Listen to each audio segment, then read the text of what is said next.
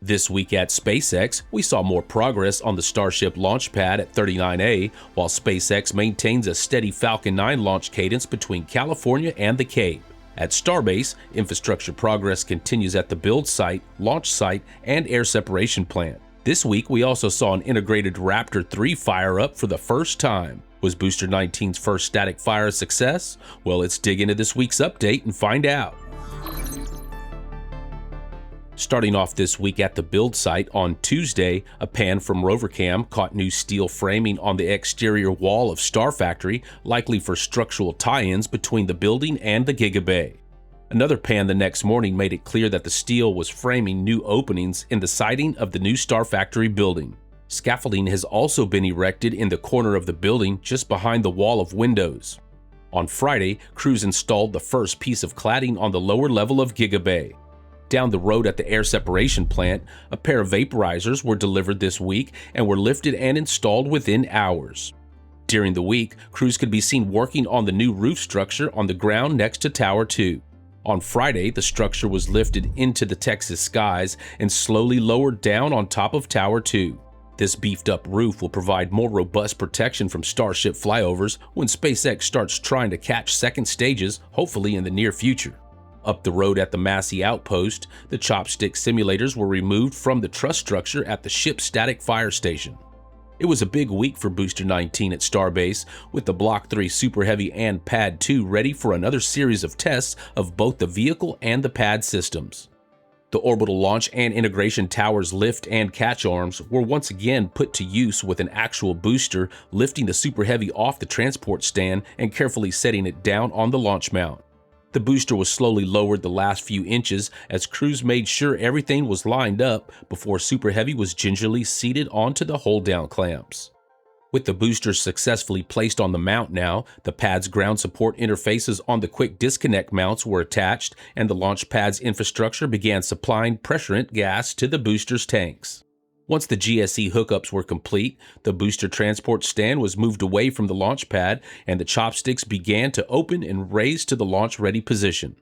Pad side closeout began overnight, starting with the booster quick disconnect housings doors, followed by the bunkers doors at the base of the launch mount.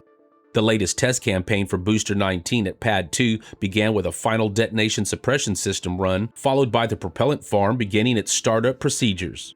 The new propellant farm showed off its capabilities, quickly filling the booster with a full load of liquid oxygen in just 30 minutes. As with tests at Pad 1, the methane tank was given a partial fill to reduce any potential damage in a major mishap. After cryofill, the detonation suppression system was activated and Booster 19 performed an igniter test of its Raptor 3 engines. Shortly after the igniter test, SpaceX began detanking the booster, removing all the cryogenics that had been loaded into the rocket. First thing the next morning, SpaceX moved right back into testing mode. Before the sun even broke over the horizon, the Pad 2 detonation suppression system was tested again. Later that morning, the tank farm was kicked back into action and the chopsticks again opened and raised into the testing position. Early in the afternoon, cryogenics began flowing into Booster 19 once again. Just like before, the liquid oxygen tank was fully filled while the methane tank received only a partial load. The detonation suppression system was then activated, followed by the deluge system. Finally, for the first time, a Block 3 Superheavy breathed fire as SpaceX performed a static fire of the partial complement of Raptor 3 engines that were installed on Booster 19. Shortly after the test, detanking operations got underway as they worked to safe the vehicle and pad. Thanks to a post from SpaceX later in the week, we know that while they did manage to static fire the booster for the first time, the test was cut a bit short due to an issue with the ground systems. That being said, however, SpaceX did apparently get enough data to not need to repeat this specific test. Within just a few hours of the static fire, the booster transport stand was moved back over to Pad 2 while crews began preparing for the rocket's upcoming rollback. The next morning, workers were seen inspecting the stabilizer connection points on the booster as preparations for the lift continued. By that evening, everything was ready and the Pad 2 chopsticks once again lifted Booster 19 into the air. The rocket was slowly raised from the launch mount and transferred back onto the awaiting transport stand. Not wasting any time, as the calendar flipped over to Wednesday, the Superheavy was rolled back out onto Highway 4 and continued on up the road all the way back to the build site. Booster 19 turned off the highway just past the parking garage and was brought back into the ring yard area. The door of Mega Bay 1 was then opened and the rocket was taken into the building. Later that morning, the booster transport stand re-emerged from the booster bay, now empty, and was taken back to the Sanchez site for storage. This indicates that the booster was reinstalled onto one of the work stands in the building so crews can install its full complement of 33 Raptor engines. On Thursday, we saw a little bit of post-static fire testing from Stage 0 as SpaceX performed retraction testing on the clamp arms on the launch mount. Later, we saw a long-duration test of the water deluge system. Switching over to Florida Starship operations, a new obstruction evaluation filed with the FAA tells us that SpaceX is planning to install a 320-foot tall communications tower at Space Launch Complex 37, just as they're planning for with Launch Complex 39A. On Wednesday and Thursday, first the liquid oxygen and then the methane booster quick disconnect hoods were lifted and installed on the launch mount at 39A as SpaceX continues working to get this infrastructure launch ready. Moving on to this week's Falcon 9 activity, SpaceX kicked off this week with the launch of the Starlink Group 10-48 mission from Space Launch Complex 40 on Saturday morning. Booster 1095 helped deliver another 29 satellites to low Earth orbit before landing on Just Read the Instructions. The booster and fairing halves were later returned to Port Canaveral for processing.